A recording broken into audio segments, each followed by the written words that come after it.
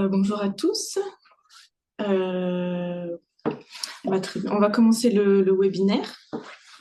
Euh, je vous remercie à tous d'avoir participé à ce webinaire et d'être présents aujourd'hui donc pour le webinaire pour la journée du sommeil qui est donc aujourd'hui le 13 mars. Je suis Marine Gégère, donc je m'occupe de la communication à l'association donc Le Don du Souffle. Je vous présente un peu l'association. Notre association a trois activités principales. Donc, il y a un centre sommeil qui est là pour diagnostiquer les troubles du sommeil. Nous avons un organisme de formation et de prévention. Et nous avons également une maison de sport santé qui propose de l'activité physique adaptée. Donc, on est aujourd'hui ici pour vous présenter un webinaire donc, pour la journée du sommeil. Donc qui est porté par l'INSV, qui est l'Institut national du sommeil et de la vigilance. L'INSV qui a publié une enquête après avoir envoyé un questionnaire à des Français, donc qui a montré les résultats de l'étude de l'enquête. Qui montre qu'en moyenne les Français dorment 6h50 par nuit en 2025, ce qui est moins de 14 minutes que l'année précédente. Un quart des Français dorment moins de 6 heures par nuit. Et ce qui est le bruit, c'est la première source de nuisance nocturne qui est observée par les Français interrogés. 58% des Français dorment avec le téléphone allumé et 23% sont réveillés par la notification. Voilà un peu les chiffres qui sont ressortis de l'étude. Aujourd'hui, on vous propose un webinaire avec deux intervenants qui travaillent au Centre Sommeil Hélice. Stéphanie Sultana, qui est pédiatre spécialiste des sommeils, et Gérard Thirier, qui est également pédiatre spécialiste du sommeil. Ce webinaire sera disponible en replay. Je vous l'enverrai par la suite. Et si vous avez des questions, vous pouvez les poser sur le chat. On y répondra à la fin de la présentation. Voilà. Donc, je vais mettre la première diapositive.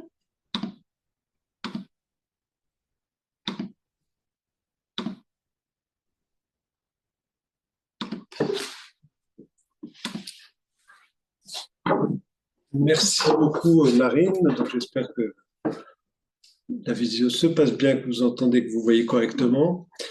C'est un plaisir de vous retrouver pour cette 26e journée du sommeil, dont le thème est environnement et rythme veille-sommeil. Donc, nous avons choisi de focaliser plus sur l'environnement numérique et le sommeil des adolescents. Je vais commencer par une présentation intitulée Quand les enfants dorment à contre-temps. Alors, pour avoir un sommeil, le sommeil, c'est une harmonie un peu délicate entre différents facteurs. Il faut qu'il y ait un environnement qui soit favorable avec l'obscurité, le silence, une température ni trop froide ni trop chaude. Il faut un état d'esprit, si possible, calme et serein pour s'endormir correctement et que la vie sociale n'aille pas trop sur la partie sommeil. Il faut également, alors ça c'est peut-être moins connu, un besoin physique, ce qu'on appelle la pression du sommeil. En effet, si vous venez de vous réveiller, ça va être difficile de vous endormir immédiatement derrière. Et cette pression de sommeil est proportionnelle au temps passé à l'éveil. Et cette pression de sommeil peut être augmentée si on a une activité physique au cours de la journée. Et ces différents éléments sont entraînés par un chef d'orchestre qui est le noyau suprachiasmatique. C'est un petit peu comme les cellules du cœur donnent le rythme au niveau cardiaque. Ben là, c'est pareil, ça donne le rythme au niveau du sommeil avec des cellules pacemaker avec une période de 24 heures et qui coordonnent les différents éléments impliqués pour un bon sommeil, et notamment la sécrétion de mélatonine qui est une hormone importante pour le sommeil. Je ne sais pas si on peut, je vais peut-être juste bouger, excusez-moi, une petite barre qui nous empêche, je te laisse, qui empêche de voir correctement les diapositives. Donc, au niveau des particularités du sommeil de l'adolescent, qu'en est-il en termes justement de coordination? On sait qu'il existe un lien entre puberté et endormissement plus tardif. Alors, c'est un lien qui est physiologique et pas comportemental, puisqu'on le retrouve dans différents pays et cultures, et on le retrouve aussi dans le monde animal. Ce décalage est plus précoce chez les filles qui ont en général une puberté plus précoce, mais l'amplitude du décalage est plus marquée chez les garçons. Le mécanisme de ce décalage n'est pas évident parce que on sait qu'il y a une production de mélatonine qui est un peu diminuée à l'adolescence. Quel est le rôle des hormones sexuelles? Bon, pour l'instant, les choses ne sont pas complètement expliquées. En termes d'état d'esprit, au moment de l'adolescence, il se passe un certain nombre de choses. Déjà, la pression scolaire est plus importante avec notamment aussi une question d'orientation à venir qui peut inquiéter les adolescents. On sort de l'innocence de l'enfance et donc on commence à regarder ce qui se passe autour. Et c'est vrai que le contexte extérieur, comme actuellement, est assez inquiétant. Et enfin, c'est aussi une période où il y a en général des conflits plus ou moins importants avec des adultes qui peut aussi contrarier le sommeil. Sur le plan de la pression du sommeil, on décrit, comme dans cette étude d'HBSC, une diminution de l'activité physique au moment de l'adolescence, notamment chez les filles, qui peut avoir un impact sur la qualité du sommeil. Et on a aussi souvent des grasses matinées dont on reparlera par la suite. Bon, maintenant, qu'en est-il des outils numériques sur le sommeil? Donc là aussi, sur les différents éléments nécessaires au sommeil, sur l'environnement, bien sûr, il y a l'effet de la lumière des écrans qui peut perturber la mise en place du sommeil, mais également la musique ou les bruits liés aux notifications, par exemple, ou même le bruit de fonctionnement de l'outil numérique utilisé. Au niveau de l'état d'esprit, ben, selon le contenu de ce qu'on regarde, s'il est stimulant, ça va perturber le sommeil, et de même, bien sûr, si c'est un contenu angoissant. Au niveau de la pression du sommeil, ben, en général, c'est vrai que l'activité numérique est associée à une diminution de l'activité physique, et donc qui peut aussi impacter sur cette pression du sommeil. Maintenant, il y a quand même pas mal d'études qui montrent ce lien qui existe entre temps d'écran et qualité du sommeil. On sait qu'il y a une augmentation de la latence d'endormissement, c'est la durée entre le moment où l'enfant se couche et le moment où il s'endort. Il y a également une augmentation des réveils nocturnes liés à l'utilisation des outils numériques. Alors, tous les outils numériques n'ont pas le même impact et on sait que les réseaux sociaux, les jeux vidéo et les SMS sont ceux qui sont plus délétères pour le sommeil, alors que regarder une émission d'information, par exemple, ne va pas avoir le même impact. Alors, le lien entre outils numériques et sommeil est sans doute bidirectionnel. Hein. On a vu les écrans sont délétères pour le sommeil, mais justement, chez l'adolescent, cette période d'augmentation de la latence d'endormissement, il peut s'ennuyer dans son lit et avoir recours naturellement à l'outil qu'ils ont tous maintenant à proximité, qui va être l'outil numérique. Et on rentre ainsi dans un espèce de cercle vicieux, écran, outil numérique et sommeil. J'ai cité aussi en bas, c'est un article de l'Académie nationale de pharmacie dont j'aime le titre, qui est Écran noir et nuit blanche. Bon.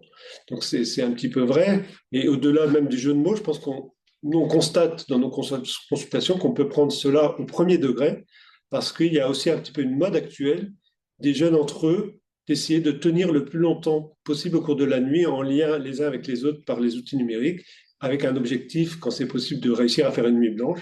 Donc on imagine bien que ce comportement ne favorise pas le sommeil.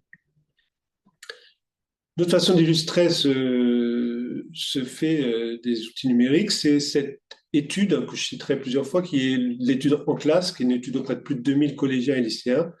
Et là, c'était les chiffres de 2018 sur une question qui était: quelles activités avez-vous avant de vous endormir quand il y a cours le lendemain? Donc, on voit que en termes d'outils numériques, près de 40% des collégiens et des lycéens regardaient par exemple une série ou jouaient sur un écran. Ils étaient 40% également à aller sur Internet pour les collégiens, 60% chez les lycéens. Et en ce qui concerne les communications téléphoniques, c'était 40% pour les collégiens et pas loin de 70% pour les lycéens. Donc on voit que c'est vraiment devenu maintenant l'activité principale au moment de s'endormir. On voit que la lecture est passée à 35% chez les collégiens et 19% chez les lycéens. D'autres illustrations finalement de ce lien entre outils numériques et sommeil, qui viennent de diverses enquêtes, notamment des enquêtes de l'INSV. Alors, par exemple, on sait maintenant qu'un luxe suffit pour inhiber la production de mélatonine et qu'un téléphone a une luminosité d'intensité de 10 lux.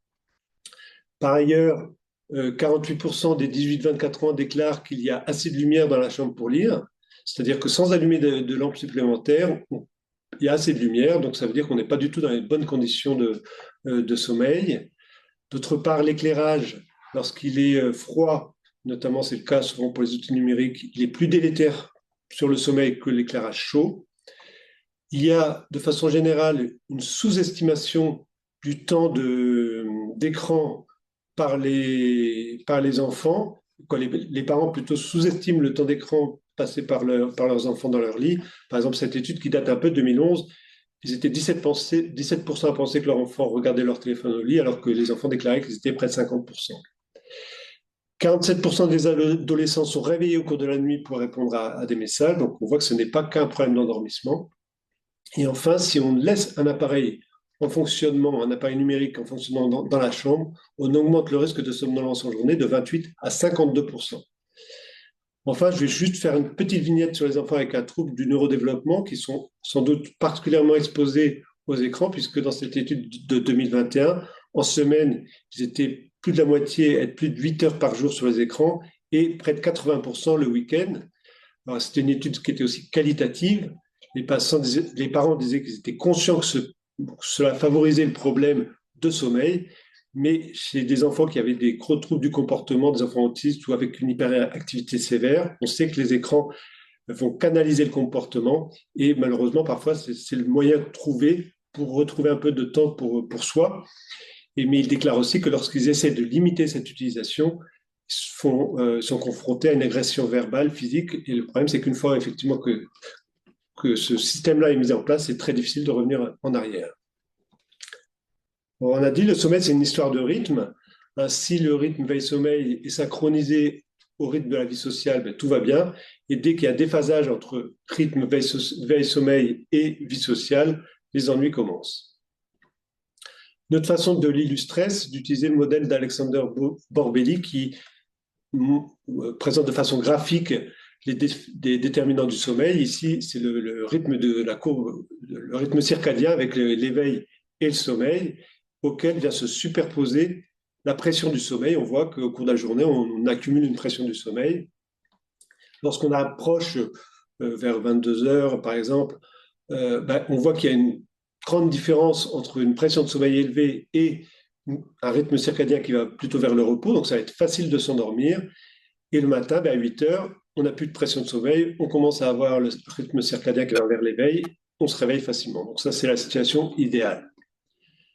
Chez l'adolescent, on constate un décalage vers la droite du rythme circadien. Et donc, au moment où il devrait se coucher, il a moins de pression, le différentiel est moindre et c'est plus compliqué pour lui de s'endormir. Et de même, le lendemain matin, le différentiel est moindre. Il y a encore, on n'est pas encore tout à fait dans l'éveil au niveau du rythme circadien et l'éveil va être plus compliqué. Bon, je fais juste un point aussi sur une question qui revient souvent, c'est qu'il faut bien avoir conscience que c'est difficile de s'endormir si on n'a pas sommeil. Parfois, les parents vont dire à leur enfant, il faut que tu te couches plus tôt, mais si on n'a pas sommeil, on va avoir du mal à s'endormir, alors qu'il est possible, même si c'est difficile de se lever plus tôt, on va voir que c'est un point qui est important à prendre en compte dans la prise en charge du décalage de phase. Alors, que se passe-t-il finalement au cours de la semaine? L'enfant va accumuler ce qu'on appelle une dette de sommeil, puisqu'il va avoir il va avoir du mal à s'endormir, mais il sera obligé de se lever pour aller à l'école. Et en général, le week-end, qu'est-ce qu'il fait? Il va se lever vers midi pour récupérer du sommeil, mais on voit que le soir, on va avoir un différentiel du coup entre pression de sommeil qui n'aura pas encore eu le temps de monter et rythme circadien qui sera encore plus petite. Alors le samedi soir, vous me direz, c'est peut-être pas très grave, mais le dimanche soir, ça pose plus de problèmes. Et le lendemain matin, il va être quasi très difficile, en tout cas, de se réveiller si on a décalé ainsi son rythme. Donc ça fait partie, cette grasse matinée fait malheureusement partie des fausses bonnes solutions au problème de décalage de phase. On peut le voir aussi sur cette courbe qui vient aussi de l'étude en classe. Donc en bleu clair, c'est l'étude qui était faite en 2011 et en bleu foncé, c'était en 2018. En bas, on voit que c'est la courbe du pourcentage d'enfants qui ont un sommeil trop court, c'est-à-dire un sommeil de moins de 7 heures par nuit. On voit qu'ils sont près de 30% au lycée. Et on voit qu'il y a une aggravation de 2011 à 2018. Et sur la courbe du dessus, ce sont le pourcentage d'enfants qui se réveillent plus de 2 heures plus tard le week-end par rapport à la semaine. et on voit que c'est proportionnel au pourcentage d'enfants qui ont un sommeil court et qu'on atteint des taux de 40-45% d'enfants qui sont dans cette situation. Autre mauvaise solution, c'est le café et ses dérivés. Là aussi, ça va empêcher, ça va altérer la qualité du sommeil. Heureusement, en France, il y a plutôt une tendance à la baisse. Environ 27% des collégiens et 33% des lycéens déclaraient en 2022 avoir consommé des boissons énergisantes au moins une fois, donc des boissons qui contiennent beaucoup de caféine, entre autres. Quelles sont les conséquences du décalage de phase? Alors, on l'a vu, il y a des difficultés pour s'endormir et des difficultés pour se lever. Donc, il y a deux situations.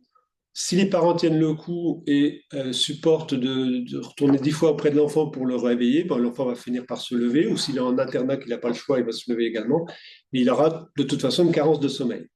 Et parfois, ben, les parents démissionnent, ou l'enfant est isolé, et plus personne ne le lève, donc il y a une déscolarisation, et à Ellipse, on suit un certain nombre d'enfants qui sont dans cette situation. On observe bien sûr une baisse des résultats scolaires liée à l'absentéisme, mais même quand l'enfant est présent, il est souvent un peu absent parce qu'il est incapable d'attention s'il est en carence de sommeil. Et même s'il est laissé d'être attentif, il va moins bien mémoriser que s'il avait un sommeil de qualité. D'autre part, il y a rapidement des conflits familiaux. Les parents voient leur enfant dépérir et puis ont l'impression qu'il ne fait pas d'efforts pour s'en sortir alors que bon, ce n'est pas forcément si simple. Et puis maintenant, on connaît bien aussi les conséquences des carences de sommeil sur les troubles de l'humeur, la dépression. On peut aussi avoir une inquiétude, je dirais même à plus long terme, parce qu'au cours de l'adolescence, il y a un pic de neurogénèse et de synaptogénèse. Et donc, finalement, une carence de sommeil importante à ce moment-là pourrait altérer le développement cérébral définitif. Comment est-ce qu'on prend en charge un enfant qui est dans cette situation compliquée? En général, en consultation, on va faire un état des lieux, voir à quel point la situation est critique. Puis, on va expliquer l'organisation du sommeil et on va expliquer justement en quoi consiste ce décalage de phase. Ensuite, finalement, des mesures comportement simples devraient suffire. Donc, il suffit de ne pas décaler les heures de réveil la semaine et le week-end. Il suffit d'arrêter les écrans une heure avant de se coucher et de lire plutôt des livres. Il suffit d'être actif en journée, si possible en extérieur. Par exemple, si on passe 2 heures à l'extérieur par jour, on est 2 fois plus satisfait de son sommeil que si on passe 1 heure ou moins. Donc c'est facile à dire, mais dans les faits, c'est moins simple parce que il est déjà difficile pour certains enfants qui sont en carence de sommeil chronique de réussir réellement à se lever à une heure raisonnable les jours où ils pourraient dormir. C'est vraiment parfois vraiment une vraie épreuve. Il est parfois difficile pour un adolescent qui est en conflit avec ses parents de leur donner raison parce que en consultation, sur la consultation, ils peuvent dire à leur enfant, tu vois, je t'avais dit qu'il fallait te lever le matin. Et puis, point principal, je pense, c'est qu'il est difficile de résister à la pression sociale et il y a souvent une ambivalence entre des enfants qui sont aussi en consultation parce qu'ils ne vont pas bien et puis finalement un espèce de plaisir quand même à cette vie un peu nocturne, hors norme chez l'adolescent. Donc il faut réussir à sortir de ça. Donc pour les aider, il faut essayer déjà d'obtenir leur confiance et celle de leurs parents. L'avantage qu'on a, c'est que souvent, quand même, les adolescents sont intéressés par leur sommeil. Quand leur expliquer comment fonctionne le sommeil, ça les intéresse. Bon, c'est la mise en pratique qui peut être plus compliquée. On va être obligé de souvent faire des consultations, plusieurs consultations, d'y aller par étapes. Il ne faut pas aller trop vite parce qu'il y a un découragement qui est assez rapide en cas d'échec. Dans un assez grand nombre de cas, on va s'aider aussi d'un soutien médicamenteux, mais le soutien médicamenteux n'a aucun intérêt si à côté il n'y a pas de mesures comportementales qui sont mises en place. Dans ce cadre-là, on va utiliser la mélatonine à visée chronobiotique, c'est pour donc essayer de resynchroniser le temps de sommeil. On utilise des toutes petites doses, 0,2 à 0,5 mg, 4 à 5 heures avant l'heure d'endormissement visée. Théoriquement, la luminothérapie a également un impact sur la synchronisation du sommeil, mais chez l'adolescent, lui demander de regarder un écran de luminothérapie une demi-heure le matin avant d'aller en cours, c'est souvent un peu compliqué. Là où on peut vraiment, où on a tous un rôle qui peut être très efficace, c'est en termes de prévention. Les parents ont un rôle primordial, car c'est eux qui vont aider leur enfant à prendre de bonnes habitudes d'endormissement. Il est important de leur expliquer tôt le rôle primordial du sommeil. et puis de proposer un cadre argumenté de gestion des outils numériques, notamment qui restent en dehors de la chambre. Et il a été montré que ben, si les enfants ont pris ces habitudes très tôt, l'adolescence se passera mieux. On peut proposer des activités ludiques matinales les jours sans école pour éviter que s'installe un décalage d'heures de lever. Et puis, on a tous un devoir d'exemplarité qu'on n'est sans doute pas beaucoup à montrer à nos enfants. Enfin, les soignants ont un rôle d'information sur le sommeil et également sans doute un rôle de dépistage de ce décalage de phase le plus précoce possible pour justement éviter qu'on se retrouve dans une situation complètement enquistée. Donc en conclusion, ce n'est pas une exclusivité de dire que les outils numériques ont modifié notre environnement. Alors ces outils malmènent nos rythmes veille-sommeil qui sont déjà mal en pointe depuis plusieurs dizaines d'années d'après les différentes études. Les adolescents sont vraiment une population particulièrement vulnérable, aussi bien en termes de sommeil qu'en termes d'accès aux outils numériques. Et donc, il est nécessaire de leur donner les moyens de garder la main sur leur sommeil avec une meilleure éducation du sommeil, essayer de donner des bonnes habitudes de gestion des outils numériques, comme par exemple, il y a différentes sociétés savantes qui proposent des habitudes, mais là, je crois que j'empiète un petit peu sur le topo de Stéphanie Sultana, donc à qui je vais maintenant donner la parole. Je vous remercie de votre attention et on se retrouve tout à l'heure pour répondre à vos questions si vous en avez. Donc maintenant, je donne la parole à Stéphanie. Bonjour à tous. Donc, moi, je vais vous parler plus spécifiquement des écrans et notamment les écrans chez les enfants de tout âge. Donc, on va faire un petit point d'abord sur les chiffres dont Gérard a déjà beaucoup parlé, les effets qu'ont ces écrans et puis ensuite, on verra un peu ce qu'on peut proposer en alternative. Donc, si on regarde des études, par exemple, ça c'est une étude qui a été faite chez les enfants de 1 à 3 ans qui étaient dans un hôpital, qui ont consulté dans un hôpital parisien en 2020 et c'était 171 enfants.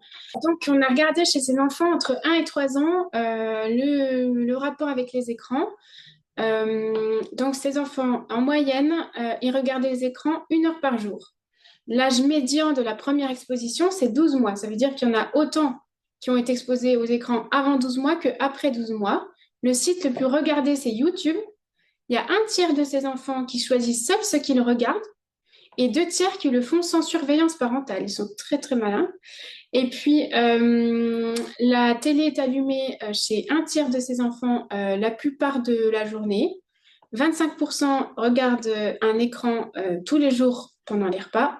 Il y en a 12% qui ont accès à ces écrans avant le coucher. Et puis, il y en a 9% qui ont eux-mêmes un écran dans la chambre à l'âge de 1 à 3 ans. Je répète. Si on s'intéresse aux plus grands, chez les collégiens, ça c'est une étude qui est déjà un peu ancienne, qui date d'il y a 10-12 ans. On avait 776 collégiens, 57% utilisaient déjà les écrans au coucher il y a 10 ans, il y a 12 ans.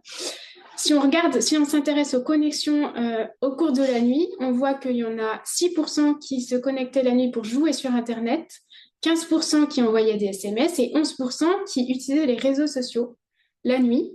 Et puis, si on s'intéresse aux adolescents qui sont en privation de sommeil, c'est-à-dire qu'ils ont moins de 6 heures de sommeil par jour, eh bien, il y en a 15% qui jouent sur Internet, 44% qui envoient des SMS et 36% qui utilisent des réseaux sociaux. Donc, on voit aussi cet intérêt des adolescents pour le contact social, les réseaux sociaux, les SMS. Et l'importance des connexions en cours de nuit. Et ça, c'était il y a 12 ans. Et si on s'intéresse aux adolescents qui dorment moins de 6 heures par nuit, c'est bien sûr des adolescents qui ont beaucoup de difficultés à se lever le matin, qui sont somnolents la journée, qui sont plus irritables et qui sont plus tristes. Ça, c'est un sondage qui a été fait chez 4000 enfants de 1 à 19 ans et ça a été fait en 2022 par Bayard Jeunesse et puis Unique Héritage Média, c'est ceux qui font le journal de Mickey. Donc, ils remarquent ils ont donné un temps à peu près un moyen d'utilisation par semaine, par tranche d'âge. Et on voit quoi? On voit que étonnamment, il y a une diminution du temps de la télé. La télé est moins regardée, mais ça, c'est au profit des jeux vidéo qui ont augmenté et du temps de connexion sur le web.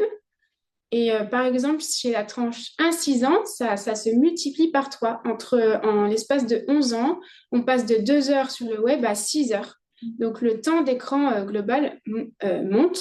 Et puis si on s'intéresse aux adolescents qui vont au collège, on voit quand même qu'on peut avoir jusqu'à presque 18 heures par semaine sur le web, 9 heures de jeux vidéo, 9 heures de télé. Alors, ça, c'est pas un temps cumulé parce que des fois, ils font la télé en même temps que le web ou la télé en même temps que les jeux vidéo ou inversement. Mais comparé à une semaine au collège, ça représente 26 heures de cours. Donc, finalement, les heures de cours commencent à être minoritaires. Voilà. Si on s'intéresse aux smartphones chez les ados, en 2012, il y en avait 39% qui avaient un téléphone. En 2022, c'est 90%. Et puis, si on s'intéresse à l'utilisation de ce smartphone chez les 12-17 ans, il y en a 90% qui l'utilisent de façon quotidienne. Il y en a 42% qui l'utilisent entre 2 et 5 heures par jour et 9% qui l'utilisent plus de 5 heures par jour. Et puis, quand on regarde l'utilisation quotidienne des réseaux sociaux, c'est ce dont on parlait tout à l'heure. Chez les 12-17 ans, on a en 2024 58% des adolescents qui utilisent de façon quotidienne les réseaux sociaux, Facebook, Snapchat, YouTube. Et c'est à peu près stable si on regarde la tranche 18-24 et 25-39 ans. C'est la même chose que chez les ados, sauf que les ados doivent apprendre encore des choses à l'école. Alors, quels sont les effets de ces écrans? On en a déjà un peu parlé. Alors, les écrans ont certains effets, notamment chez les tout petits. C'est pour ça que c'est souvent déconseillé de montrer des écrans aux tout petits de moins de 3 ans, en tout cas, moins de 2-3 ans. Alors, les écrans, ils vont avoir un impact sur le développement cérébral. J'y reviendrai tout à l'heure plus précisément. On peut avoir des retards de langage chez les enfants. Ça concerne vraiment les tout petits qui sont surexposés aux écrans, qui vont regarder les écrans plus de 4-5 heures par jour. Ils vont avoir du mal avec l'émergence du langage. On a aussi chez les tout petits qui sont très exposés aux écrans des symptômes qui peuvent s'apparenter, qui ressemblent aux symptômes que présentent les enfants qui ont un autisme. Ce ne sont pas des autismes, ils ont les mêmes symptômes. On a une forte augmentation de la myopie. Il y a plusieurs ophtalmos qui tirent un peu la sonnette d'alarme vis-à-vis des écrans. On a une augmentation des difficultés de concentration avec les écrans. Et donc, qui dit difficulté de concentration dit compliqué, dit que c'est compliqué pour ces enfants à l'école de suivre le rythme. Et donc, on a une diminution des performances scolaires. Les écrans favorisent la prise de poids puisqu'on est plus statique et on est moins dans l'activité physique. Ça a un gros effet sur le sommeil, hein, comme on vient d'en parler. Ça diminue le temps de sommeil et la qualité du sommeil. Et puis, il y a l'effet sur le psychisme avec une augmentation de l'anxiété, des symptômes dépressifs et des tentatives de suicide, chez les enfants en tout cas.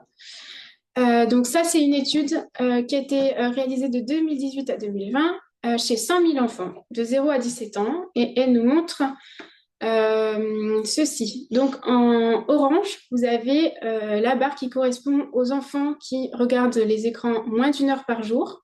Et puis en rose, vous avez les enfants qui regardent les écrans plus de 4 heures par jour, entre 0 et 17 ans.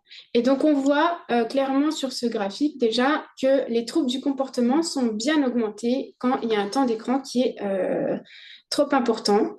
On voit que ça augmente aussi le retard de développement. On voit aussi qu'il n'y a pas d'impact sur la déficience intellectuelle. On a une petite augmentation des retards de langage, des troubles des apprentissages qui sont plus fréquents chez les enfants qui regardent plus les écrans. Pour les troubles du spectre autistique, c'est un petit peu compliqué. J'y reviens tout à l'heure parce que ce n'est pas les écrans qui vont augmenter l'autisme, mais les enfants autistes ont une appétence particulière pour les écrans, c'est ce qu'on disait aussi tout à l'heure. Et par contre, on voit aussi que les troubles de l'attention sont très, très augmentés et c'est proportionnel au temps de visionnage de l'écran. C'est multiplié par 4 juste entre les enfants qui regardent les écrans moins d'1 heure par jour et ceux qui les regardent plus de 4 heures par jour. Et si on s'intéresse aux limites recommandées chez les enfants pour les temps d'écran en semaine, on voit que les 70% des 0,5 ans dépassent les limites et 80% des 6-17 ans dépassent les limites. Donc finalement, c'est presque la majorité, c'est la majorité chez tous les enfants. Alors, pour le développement cérébral, c'est particulièrement vrai chez les tout petits. Là, vous avez une image des connexions synaptiques et on voit qu'à la naissance, les connexions synaptiques, elles ne sont pas très étoffées et puis ça s'étoffe au fur et à mesure que l'enfant grandit. Et donc, à 24 mois, elles sont plus importantes qu'à 6 mois, qu'à la naissance. Et donc, ces connexions synaptiques, elles se font par les expériences qu'on fait dans la vie réelle, la journée, et puis elles vont être modifiées notamment pendant le sommeil. Et donc, pendant le sommeil, on a les connexions synaptiques qui sont modifiées. Les connexions synaptiques les plus utilisées vont être renforcées parce que c'est elles qui servent au quotidien. Et puis, celles qui ne sont pas très utilisées, elles peuvent être supprimées parce que finalement, c'est pas très utile. Et le souci pour un enfant, par exemple, de 24 mois qui regarde les écrans à 8 heures par jour, parce que ça arrive, c'est qu'il va faire des autoroutes pour toutes les connexions qui sont stimulées par les écrans. Et puis, il va garder un chemin de campagne pour toutes les connexions qui servent à faire des pulses, des encastrements. Et donc, on comprend qu'après, ça va être compliqué pour lui d'apprendre le langage, d'aller à l'école, parce que les circuits qui ont été très stimulés ne sont pas forcément ceux qui permettent les apprentissages. Et il faut garder en tête que le développement cérébral est très, très important jusqu'à 3 ans, d'où cette recommandation de éviter les écrans jusqu'à 3 ans. Et puis, le développement cérébral reste important quand même jusqu'à 25 ans, mais il est quand même poursuivi tout au long de la vie. Donc, un adulte qui regarde les écrans 10 heures par jour, c'est peut-être pas non plus super. Mais bon, c'est pas le sujet. Pour le sommeil, on en a déjà parlé aussi. Donc, les écrans vont venir altérer le temps de sommeil et la qualité du sommeil. Le temps de sommeil, on l'a vu, c'est lié à la mélatonine qui va être inhibée par les écrans. Cette mélatonine qui nous aide à dormir, elle va être coupée dès qu'on regarde l'écran. Donc, plus on regarde les écrans proches du coucher et proches des yeux, et plus l'effet est important. Et donc ça empêche l'effet de la mélatonine qui nous donne un peu cet effet soporifique. Et donc, ça va retarder l'endormissement. Et puis, il y a la qualité du sommeil qui rentre en ligne de compte aussi, pour tout ce qui est notifications, SMS la nuit et compagnie. Et puis aussi parce que des fois sur les écrans, les informations ne sont pas adaptées. Par exemple, des tout petits qui ont la télé allumée à la maison, les informations sont angoissantes, stressantes, et qui dit stress dit altération de la qualité du sommeil. Il y a des jeux qui sont stressants et il y a du cyberharcèlement sur le web, et ça aussi, ça vient altérer la qualité du sommeil. Donc, ça vient augmenter le stress aussi. Ça, c'est une étude très importante chez 11 800 enfants faite aux États-Unis, des enfants de 9-10 ans, qui a montré que l'usage intensif des réseaux sociaux à cet âge-là augmentait les symptômes dépressifs 3 ans plus tard chez ces mêmes enfants. Et ils ont montré aussi que l'existence d'une dépression initiale ne prédit pas l'augmentation de l'usage des réseaux sociaux. Donc, ce n'est pas parce qu'on est déprimé qu'on va regarder plus les écrans. Par contre, si on regarde plus les écrans, on va avoir tendance à être plus déprimé. Et puis ça, c'est une autre étude qui s'est intéressée aux 14-18 ans et à l'association entre le temps d'écran et les facteurs de risque de suicide. Et on voit que à partir de 1-2 heures d'écran par jour, plus le temps d'écran augmente, plus les facteurs de risque de suicide augmentent. Pour les symptômes qui ressemblent à l'autisme, Donc, ça concerne surtout les moins de 3 ans qui sont surexposés aux écrans plus de 4 heures par jour. Euh, donc, c'est des enfants qui ne vont pas regarder dans les yeux, qui ne vont pas parler, qui ne réagissent pas forcément à leur prénom, qui ne vont pas s'intéresser aux autres, qui n'interagissent pas avec les autres et qui préfèrent rester seuls. Tout ça, c'est des symptômes qui font penser à l'autisme. Et finalement, si on arrête les écrans, les symptômes rentrent dans l'ordre. Ça, c'est pour les enfants qui sont surexposés aux écrans. Ce ne sont pas des autistes. J'insiste sur ce point. Il y a des autistes qui sont autistes parce que ils sont nés comme ça.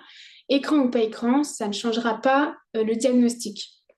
Et puis, si vous avez un doute là-dessus, vous pouvez aller voir sur ce lien YouTube que je vous ai mis. Il y a des témoignages de parents qui expliquent un peu cela. Il y en a plein. Voilà. Ensuite, pour les troubles de la concentration, finalement, c'est une question d'attention. On a 2 types d'attention. On a l'attention réflexe et l'attention focalisée. L'attention réflexe, elle est involontaire. Elle ne demande pas d'effort. Elle est présente chez nous dès la naissance et puis c'est celle qui nous permet d'échapper au danger. Et cette attention-là, elle est stimulée par les écrans.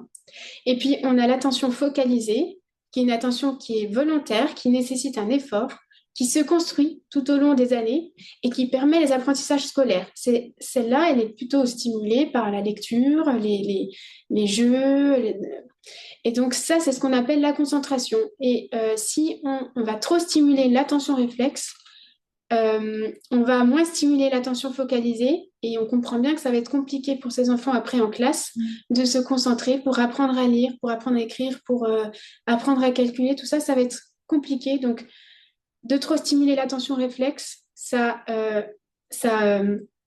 empiète sur la concentration à l'école et donc ça empiète sur les performances scolaires. Donc maintenant qu'on a vu ces effets, on va essayer de trouver des alternatives. Donc il faut avoir des bons réflexes par rapport aux écrans. Ça c'est vrai pour les enfants, mais pour tout le monde. Il faut essayer de respecter les 4 temps sans écran dans la journée, c'est-à-dire pas pendant les repas, pas avant de se coucher, pas dans la chambre de l'enfant et pas le matin avant d'aller en classe pour cette question d'attention. Ça, c'est un diagramme que j'ai trouvé pas mal. Donc, on va le grossir parce que c'est petit. Donc, ce qui est recommandé chez les moins de 3 ans, c'est d'éviter les écrans. On peut autoriser, enfin, il ne faut pas dramatiser non plus. Si on autorise un choupi, un petit ours brun ou je ne sais quoi de temps en temps avec un adulte, il n'y a pas de souci. Ensuite, entre 3 et 6 ans, on conseille 20 minutes par jour maxi, surtout pas d'Internet et on déconseille la télé. Toujours accompagné d'un adulte, c'est mieux. Ensuite, entre 6 et 9 ans, on fait la recommandation, c'est 30 minutes par jour maximum. On peut autoriser la télé, on évite toujours Internet et les réseaux sociaux. Et on essaie toujours que ce soit en coopération avec d'autres, avec des parents, voilà.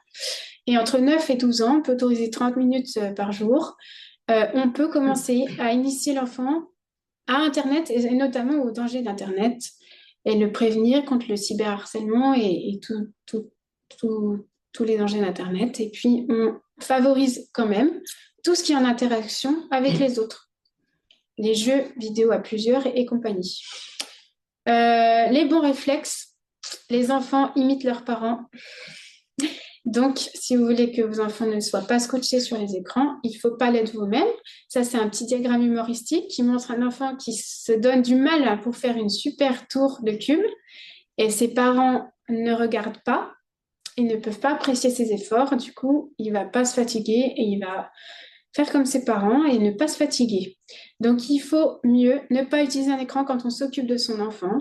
Ils ont besoin de notre attention pleine et entière. Et ça, c'est un autre diagramme humoristique que j'aime beaucoup, qui montre un papa qui cherche partout son téléphone et 2 bébés qui l'ont visiblement trouvé, qui discutent entre eux, qui disent « ça doit être un doudou pour adultes, car lorsqu'ils ne le trouvent pas, ils paniquent ».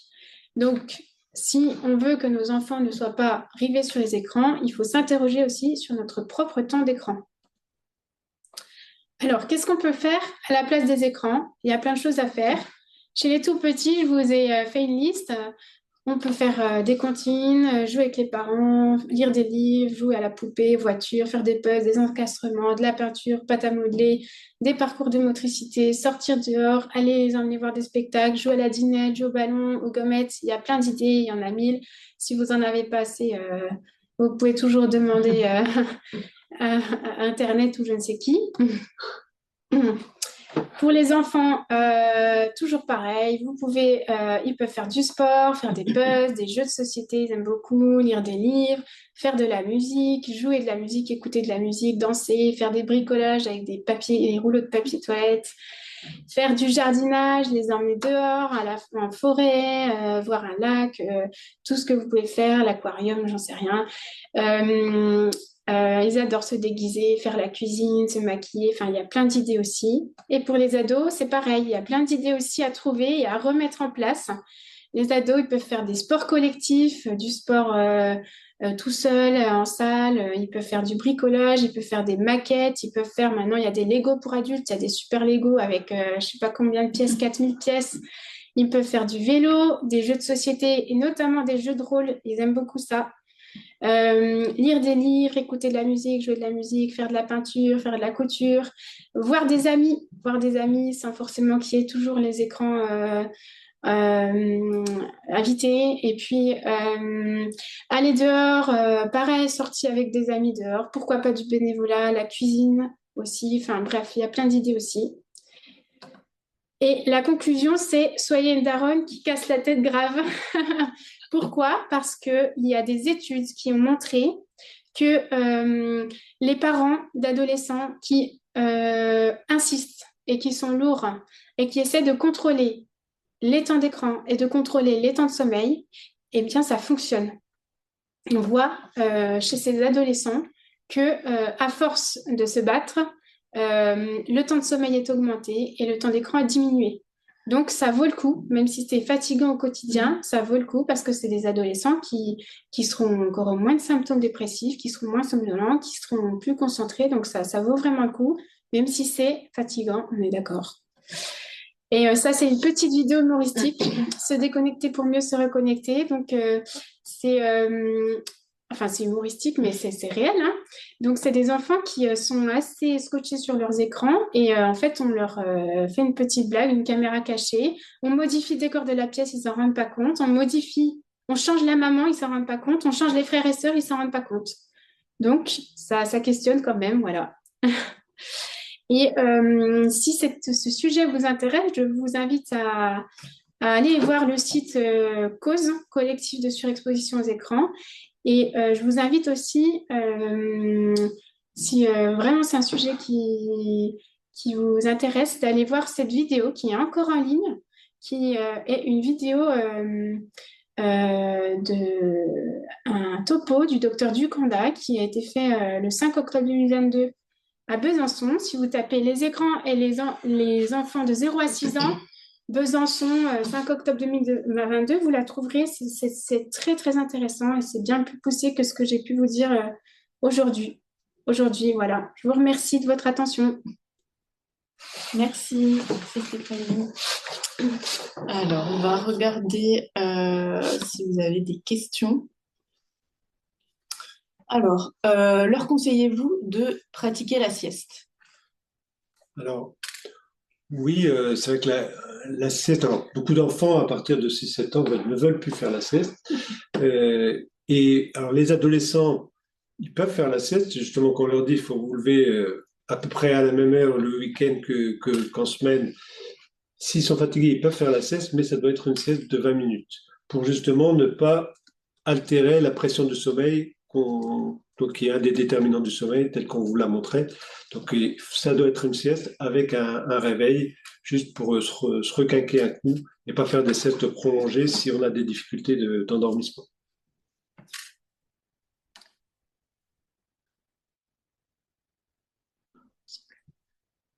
D'autres questions? Voilà, ouais. N'hésitez pas à mettre les questions sur le chat si vous avez des questions. Les écrans. Les écrans modifient-ils les stades de sommeil et leur répartition? Euh, alors c'est vrai que là, il y a moins de données sûrement sur les écrans et la qualité du sommeil, mais je crois il y a des données qui existent sur la lumière et la qualité du sommeil. C'est vrai Oui. qu'avec des polysomnographies, par exemple, on peut voir énormément de choses sur le sommeil. On va voir l'architecture du sommeil au cours des différents stades. Et on peut montrer qu'il y a moins de sommeil lent profond, par exemple, par rapport au sommeil lent moins profond. Donc il y a aussi un effet qui est moins bien décrit que l'impact, on va dire, macroscopique, mais qui existe aussi sur la qualité du sommeil. Ouais. Et puis dans tous les cas, tout ce qui va venir vibrer, sonner, émettre de la lumière la nuit, notamment par le téléphone qui est à côté du lit, ça vient faire un micro-réveil au niveau cérébral et ça vient couper le cycle de sommeil. Donc après, il repart, mais ça coupe le cycle. Donc ça modifie effectivement l'architecture du sommeil. Ouais. C'est vrai que ça peut avoir un petit effet syndrome d'apnée du Oui, sommeil-like, c'est-à-dire que un sommeil qui, au lieu d'être bien continu, va être fractionné et donc sera moins efficace. exactement. Si vous voulez alors c'est le lien de la vidéo, celle que j'ai parlé en dernier. Oui, je peux le retrouver Je et vous le mettre dans enverrai, le chat. Oui, pas de souci. on vous enverra les liens des vidéos. Mm. Oui, sans problème. Les écrans avec filtre de la lumière bleue sont-ils utiles? Effectivement, c'est toujours mieux d'avoir un filtre de lumière bleue, mais ça ne fait pas tout. Et malgré le filtre, la lumière bleue passe quand même. Et si vraiment on veut absolument filtrer la lumière bleue, en fait, on doit mettre des lunettes qui sont orange. Le vert de la lunette est orange et là, ça va vraiment filtrer la lumière bleue. Mais le filtre lumière bleue qui est mis sur les écrans, c'est bien, mais ça ne suffit pas. Ok. S'il n'y a pas d'autres questions, n'hésitez pas à poser vos questions. On a été correct Oui, avec le temps. Hein. Oui. Ah, les écrans favorisent-ils les rêves plutôt négatifs, cauchemars? Ouais. Moi, Ouais. je dirais oui. En fait, tout le vécu, finalement, tout le vécu de la journée, c'est vrai que tout, au cours du sommeil paradoxal, on revit en général la journée. Donc, tous les événements qu'on a vécus au cours de la journée vont être réinterprétés au cours du sommeil et vont alimenter les rêves et les cauchemars. Donc, c'est sûr que si on visualise des choses qui sont angoissantes, ça a un impact sur la qualité des rêves et des cauchemars. C'est très vrai chez les enfants, par exemple, qui sont confrontés aux informations, au journal de 20 heures le soir, les moins de 6 ans. Ils sont noyés par des informations angoissantes qu'ils ne peuvent pas gérer émotionnellement. Et puis c'est vrai aussi pour les adultes. Je pense à une dame que j'ai vue en consultation qui regardait les informations tous les soirs avant de s'endormir. Je lui ai conseillé de peut-être voilà, les regarder, enfin, pas forcément le soir avant de se coucher. Et effectivement, elle dort mieux, elle dort beaucoup mieux, elle fait moins de cauchemars depuis qu'elle a allégé de regarder ces informations qui sont pour la plupart négatives juste avant l'endormissement. Donc oui, oui, ça joue complètement. Ok. Alors, une autre question. Vaut-il mieux rester à côté de l'enfant pour qu'il s'endorme de bonne heure, l'accompagner à l'endormissement ou le laisser trouver le sommeil seul à une heure plus tardive?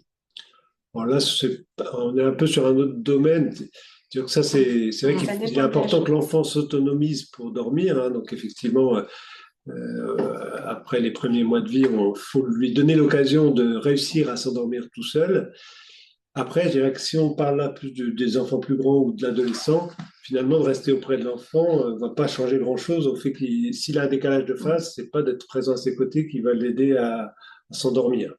Donc, c'est malheureusement pas une solution qui va permettre de corriger, je dirais, un décalage de phase, par exemple. Ça dépend de l'âge de l'enfant de qui on parle en fait. Ça ouais, c'est un peu compliqué, mais enfin oui. Ça Vaut rejoint mieux plus sur... rester avec lui et discuter tranquillement avec une tisane plutôt qu'il soit sur Oui, son écran. ça, c'est sûr. Mais effectivement, d'attendre qu'il s'endorme ne va pas changer grand-chose pour un adolescent en tout cas. Ok. Bon, alors, c'est pas une question, mais c'est le mieux, c'est le reste d'arrêter toutes les stimulations, écran, téléphone, une heure avant le coucher. Oui. Alors, ce qui est même impressionnant finalement, ce que la littérature a l'air de rapporter aussi, c'est que même les diodes, je veux dire, de nos ordinateurs, ou de la télévision qui restent en veille, apportent une luminosité qui peut perturber la qualité du sommeil. Et c'est vrai que souvent, si on part en vacances, qu'on dort dans un lieu complètement isolé, où on n'a pas tous ces outils et qui sont très calmes, souvent, on constate qu'on fait une très bonne nuit, et que c'est pas tout à fait la même qualité de nuit que ce qu'on fait Mm. au domicile. Et ça, c'est vrai pour la luminosité toute simple aussi, même la lune qui éclaire la chambre, c'est mieux de fermer les volets. C'est vrai pour toute source lumineuse. Ok. Connaissez-vous? Ah oui, pardon. Non, connaissez-vous les techniques d'optimisation du potentiel qui sont accessibles aux enfants? Respiration apaisante, relaxation qui favorise le retour au calme. Oui, chez les enfants, on peut utiliser. Il y a un livre qui est très bien qui s'appelle Calme et attentif comme une grenouille. Et c'est aussi disponible en audio. Je sais que c'est disponible sur Apple Music et Spotify, je crois bien. Euh, c'est c'est un peu de la relaxation pour justement adapté pour les enfants. Il y a tout un chapitre spécialisé sur le sommeil pour qu'ils pour qu'ils apprennent à se concentrer sur leur respiration, à gérer éventuellement les choses angoissantes qu'ils ont eues la journée, à retourner au calme. Et donc ça marche plutôt bien chez les petits. Enfin, c'est adapté pour eux. Calme et attentif comme une grenouille. Quelqu'un qui dit donc pas de veilleuse du coup dans la chambre. Idéalement, non. Je pense après, il vaut mieux, si on est en phase d'autonomisation de l'enfant, qui est un moment où on passe par une veilleuse qui va aider l'enfant à s'autonomiser. Et puis, mais l'idée, c'est effectivement quand on n'a pas ces cap-là, d'essayer de l'arrêter, quoi. Si on peut s'en passer, c'est mieux. Et si on a besoin de mettre une veilleuse, plutôt loin des yeux et une faible luminosité. Et des fois, il y a des veilleuses qui ont plusieurs couleurs. Bah, c'est mieux de prendre la lumière rouge qui éclaire moins que celle de la lumière bleue qui va plus couper cette sécrétion de mélatonine. Ok. Dans un contexte de parents séparés, lorsque l'un des parents hyperstimule, écran jeu, et que l'autre respecte, comment faire une semaine sur deux? C'est vrai que ça peut être compliqué, mais je pense que l'idéal dans ces cas-là, c'est de réussir à les voir, avoir les deux parents en même temps avec l'enfant pour avoir vraiment le même discours et que les deux l'entendent, parce qu'effectivement, ça va être compliqué pour l'enfant d'être correctement synchronisé ou d'être autonome si d'un côté il a la présence d'un parent, pas de l'autre côté, ou si d'un côté il a des jeux vidéo, pas de l'autre.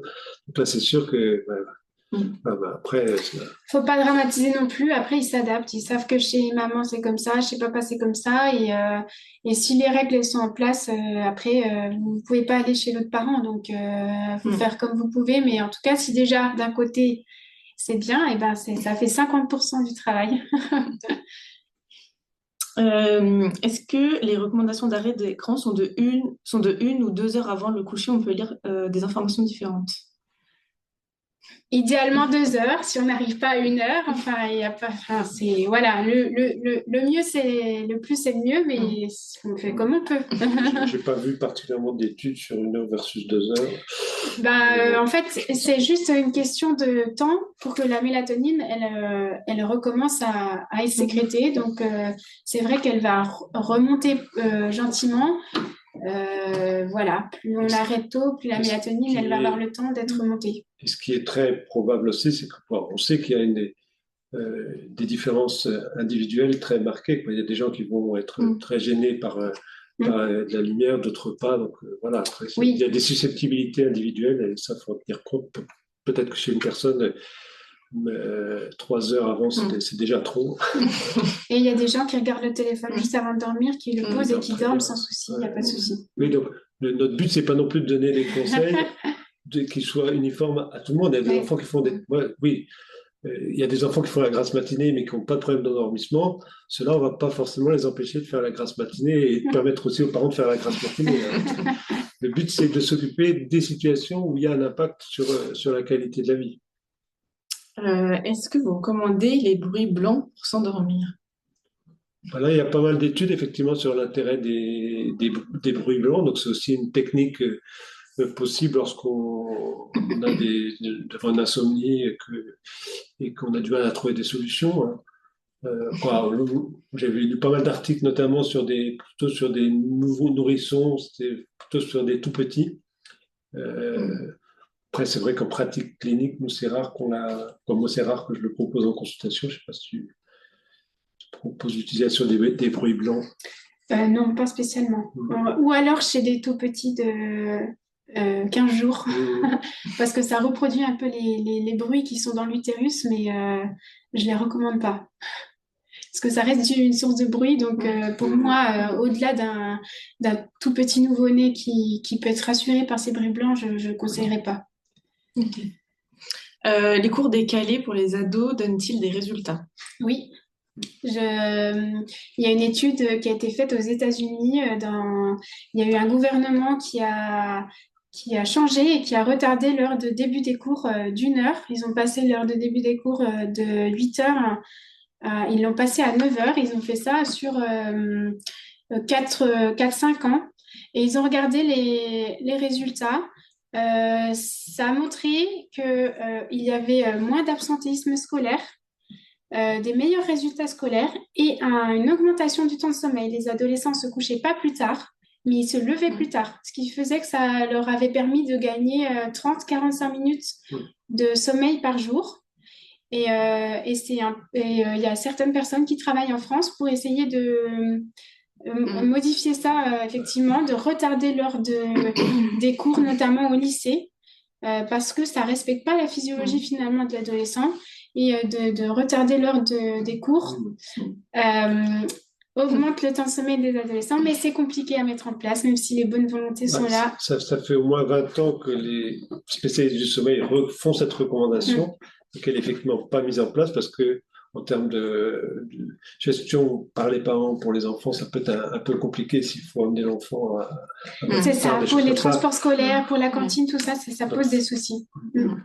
Et dans cette étude aux États-Unis, le gouvernement a changé, les cours ont repris à 8 heures, et en fait, on voit tout de suite que l'absentéisme réaugmente, les résultats scolaires rebaissent.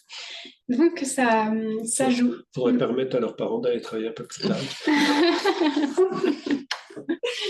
Y a-t-il une relation entre addiction ou usage des écrans et autres types d'addiction? Addiction à l'usage des écrans et autres types d'addiction.